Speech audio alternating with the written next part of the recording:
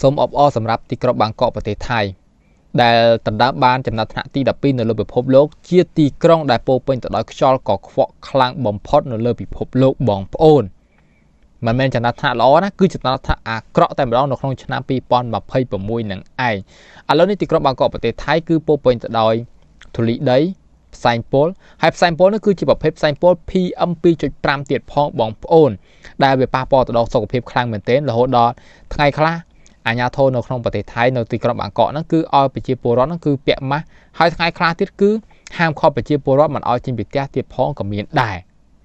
ហើយនេះមិនមែនជាចំណាត់ថ្នាក់ល្អទេគឺចំណាត់ថ្នាក់អាក្រក់មែនទែនអាចនឹងធ្វើឲ្យទីក្រុងបាងកកប្រទេសថៃគឺមានជំងឺផ្សេងៗជាច្រើន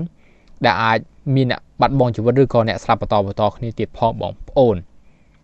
ហើយខ្ញុំក៏មិនដឹងថាត្រូវនិយាយបែបម៉េចដែរមានតែសូមអបអរសាទរសូមមកឆាប់រលាយលឿនៗណាបាទអរគុណច្រើន